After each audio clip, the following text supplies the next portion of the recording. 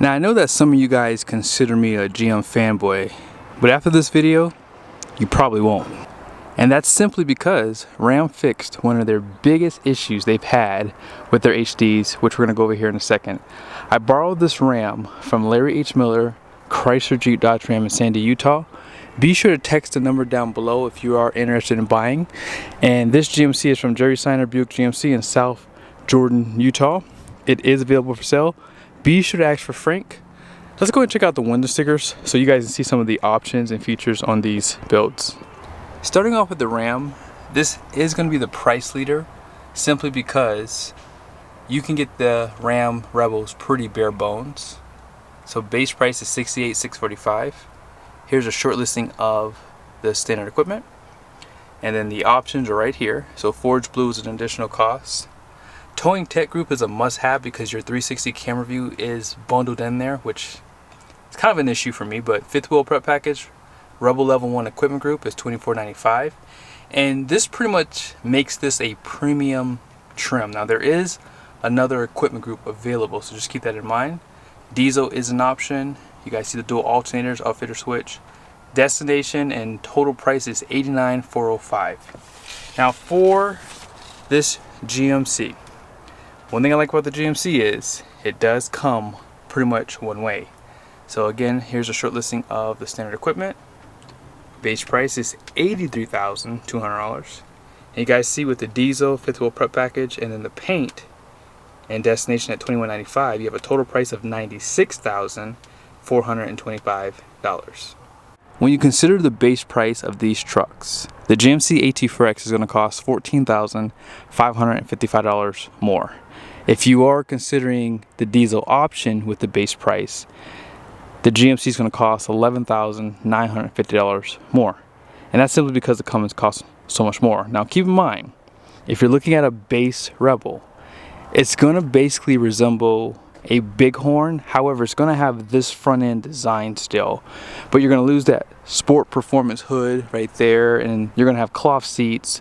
So everything that you saw as an option pretty much comes standard on that GMC, with the exception of a couple things there. But you guys see on the front end of the Ram, it's very dramatic. They have these horizontal and vertical lines.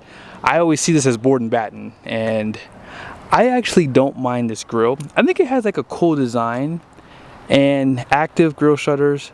Radar cruise control does come standard. This one does have the front parking sensors. Now someone did mention in the comment section that the parking sensors seem to be a little sensitive. Now if you're talking about the front sensors, just real quickly, you see how this one kind of points to the side like this? That's possibly why it does seem a little bit more sensitive, simply because it's kind of helping you on the side of the truck, whereas the other competitors don't do that. And you can kind of see that here with the GMC. They're only pointing forward. But premium lighting does come standard on both sides. Front parking sensors pretty much come standard. Now the 360 camera view is standard here. It is an option on that Ram, and this hood is functional. That comes standard if you get a diesel. That is not a functional hood, although it does have heat extractors. But this one does have a bronze appearance, has great ground clearance. This truck is lifted, it has bigger tires. You can pretty much see that too. And we'll go over that here in a second. But overall, I don't know. I think that the GMC has just a slightly better front end. I think that for what I look for in a truck, this is kind of like what I'm looking for, and I actually own this truck, so there's that too. Now the Ram is sporting a solid front axle, and that is a big advantage in the truck world, especially for heavy duties. Now 20-inch wheel, I think this is an advantage for the majority, because whenever someone goes aftermarket wheels, majority of people go for the 20-inch wheels. These are the Goodyear Wrangler DuraTrack tires, LT 285/60/20, so that's basically 33.5 inches tall, 11.2 inches wide. So it's a pretty wide tire, I would say. You can see the lip on that tire too, so if you do go rock crawling, you do have that wheel pretty much protected. GMC does utilize a independent front suspension, and most people will say that does not belong on an HD truck. Very controversial. I mean, go with what you think works best. That's all I can tell you. 18-inch wheel, but these tires are 35s rounded off, so It's a Goodyear Wrangler Territory MT, a little bit more aggressive in my opinion too, simply because of the size. 305/70/18 is basically a 34.8 inch tall tire, 12 inches wide. And you guys see the capacity?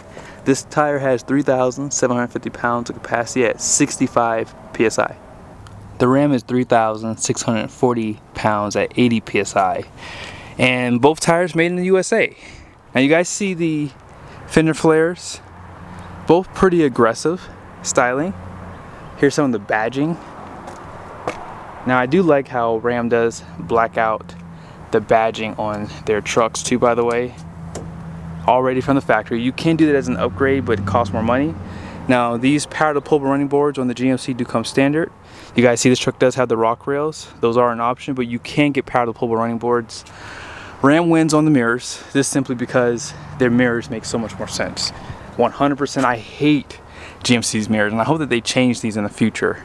And the reason why, I'll go over in the video, but look at how well thought out the Rams are. Both glass are heated and powered. You cannot power that convex, and that convex is not heated. But you guys see the cameras and the lights too, right there.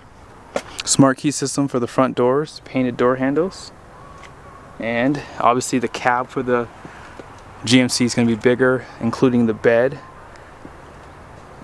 Now both trucks out back are going to have full LED taillights. And you guys see the GMC does have the multi-pro tailgate. Ram does not have a, as I call them, gimmicky tailgate. Now one of the biggest advantages of an off-road truck is if you do plan on going off-road, it makes sense to have an off-road spare tire. Let's see what both of these trucks offer, starting with the GMC. I guess GM does actually take their trucks off-road because they know if you get a flat tire, off-road, it's always nice to have something to get you back to civilization. Just saying, and they give you a matching wheel. Now on the Ram, you guys see there?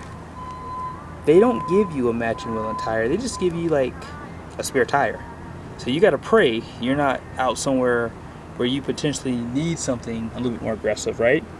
Just saying, Ram, this is a big issue. Now they are the cheaper truck here, so you do have some cash to go out and potentially go buy your own tire, but it's nice that GM does give that to you from the factory. But now while we're down here, both trucks are going to have a 342 rear, and you do have electronic lockers on both sides. And as far as the suspension goes, most people know that 3/4 ton Rams have the multi-link. So you're going to have coils on this side, and you're going to have leafs on the GMC side. So you have 5 leafs right there, that bottom one being a helper spring. And which one is better?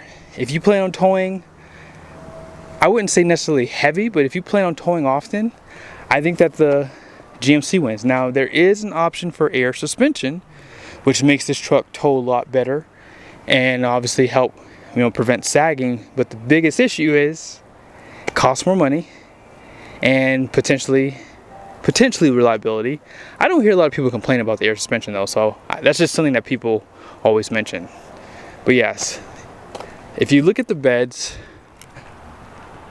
you can get fifth wheel prep package. You have 400 watts of power. You guys see up there, you have that power sliding glass, defrost, and a camera above the bed. There's 2 cameras above here, and you'll see why when we get inside the interior. But yeah, this is a larger bed, and you have your plugs there. 400 watts of power over here. Ram is going to become available with, I think it was 2,000 watts, 2.4 kilowatts, something like that. So Ram might have the advantage for that. But yeah, let's go ahead and talk about these powertrains. This is a tough one. I've owned both of these engines, and Ram has come in a lot better for 2025. They now have 1 transmission, 1 rear axle ratio, just like the GMC actually, right? GMC only has 1 transmission, for the diesel that is.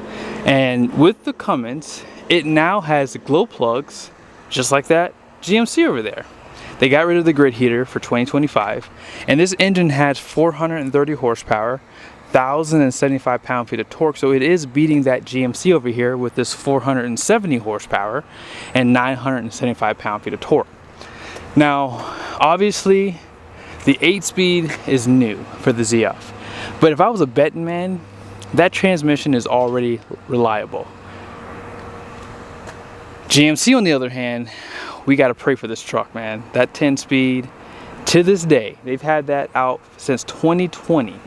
And there's still circulation of failures. I'm not even sure if they even have resolved the issues on that transmission. But again, they're not as widespread as you would think. So I'm not gonna sit here and say, oh yeah, they're having a bunch of issues. No, that's not true. I have 20,000 miles and no issues. So I can't put that against the GMC, but that is out there. But I'm willing to bet you the Ram's new ZF transmission, which is the 8-speed, is going to be more reliable. Deeper gears compared to that 10-speed Allison. And this has the torque, this has the horsepower. Now, at some point we will do a 0 to 60 run in the future, so be sure to subscribe to the channel. Make sure your Barbeques are on. Let's go ahead and check out these interiors next. So let's go through this really quickly. As I said, if you're buying this Rebel with this level 1 equipment group, the sun visors with illuminated vanity is an option. I can already tell you that that home link up there too is an option. What else? These leather bucket seats, those are an option too. These dual wireless chargers, which actually has more than that GMC option. And rock rails, ventilated front seats, power heat and folding telescoping memory mirrors is an option. Has the automatic adjust and reverse exterior mirrors. Auto dimming mirror is an option. Front and rear rubber floor mats. Heated second row seat. Lumbar 8-way power adjustable front passenger seat is an option. That Sport Performance hood, as I said. The 9-speaker Alpine, which is definitely better than that GMC option. Power adjustable pedals, not available for the GMC, but over here it pretty much comes available as an option. So everything that I just mentioned is an option. So you guys see the door here. This has a more premium look simply because of this package too. So don't take this, you know, as if you're gonna get this in a base model truck. I like the satin finishing that they do here. Tons of controls for the mirrors. They have the best mirrors in this segment. Auto up and down for just the front windows, but you gotta hold it for up and down for the rear. And as you just saw, you have this 10-way driver seat with the pedal adjustment. Let's go ahead and check out that GMC. Ram always wins my interior comparisons, for sure. But this is the only time that I'll tell you they don't compete with this truck. This is probably the best off-road interior in the segment. I would venture to say even with Ford's truffle interior, I still like this one better. And the only negative thing I will say is their seat cushions are small. Their seats are small. Now, some people will say they're too stiff. I don't think that they are, but you do have a massage function. You do have adjustability for the bolstering, and you have a shoulder support. So yes, this is a 16-way seat versus that 10-way seat is what I'm trying to say. And this is just a more premium truck. Look how low this kick plate sits. So getting in and out is a lot easier. They do wrap your grab handles in leather, although I do believe that is available if you get the level 2 for the Rebel. But you do have a suede roof, which is not available. And as I said, everything that this truck has, like that wireless charger, it's just a premium truck. Now, 13.4-inch display does beat the truck behind me simply because that 14.5-inch display for the Ram is an option. Dual climate control, heated and ventilated seats, all that comes standard, and that's where GM wins. Now, GM doesn't give you a dual stage exhaust brake. That's a negative, but you do have heads-up display, which is not available next door. You have the 4K camera for the rearview mirror, and this cab is bigger. So this truck wins 100% because look how big this is. Premium, upscale interior. Even these second row grab handles are wrapped in leather. You can drop down those headrests. You have this storage here. Let's check out the Ram out back. I'm going to point something out really quickly. On the Ram, they do give you this lighting here. So when this seat's down at night, this area is illuminated. I don't know why GM does not give you any ambient lighting at that price point. It's a huge fail on their part, especially with that nice of an interior, but it is what it is. Now, Ram does have the most USBs, and they give you more of these power plugs. You have one up front and of course back here. Heated outboard seats was an option, as you saw. And they still have little storage cubbies, just like you saw on that GMC. It's just in a different spot.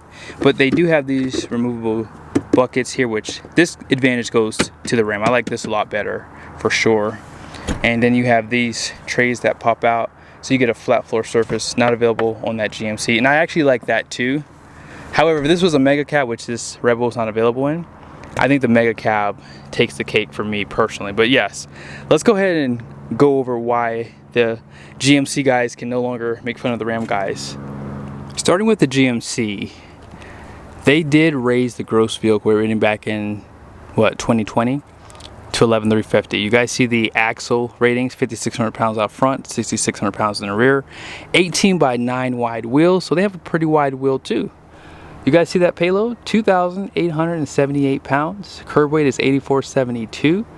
Now, this truck does have about 300 pounds higher for the gross vehicle weight rating. And you guys see the towing, 18.5 conventionally, 18.1 gooseneck. For the Ram, the gross axle weight rating out front is going to be 6,000 pounds. However, the rear is only 6,040, but 11,040 pound gross vehicle rating, 20/8 wide wheels. I like to see 8.5, 9. That's like my number for the width.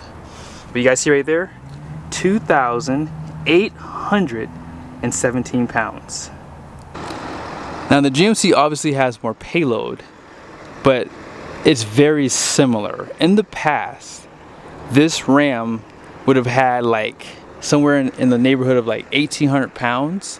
And what was crazy was, for the Rebels, when they brought them out, I think the gross vehicle rating was like, what, 9,800 pounds? It was something crazy. They didn't even go with the 10,000 pound gross vehicle weight rating. Now, again, with the cast iron block and that 8-speed transmission, that did add more weight, so I'm happy that Ram decided to go to 11,000 pounds. Now, if this truck had 11,350 like that GMC, it would have more payload because the Ram is heavier. Although, I will say, if this truck had all of the options, the price of this truck would be around $93,000, and the payload on this spec with that extra equipment would be around 2,700 pounds. But 2,700 pound payload versus 2,800 pound payload is so much better than a 2,800 pound payload versus a 1,800 pound payload. I'm just saying, I mean, it's a game changer. So I'm really happy that Ram fixed that. Last thing, 65 PSI for the tires all the way around for the Ram, 55 PSI for the tires all the way around for the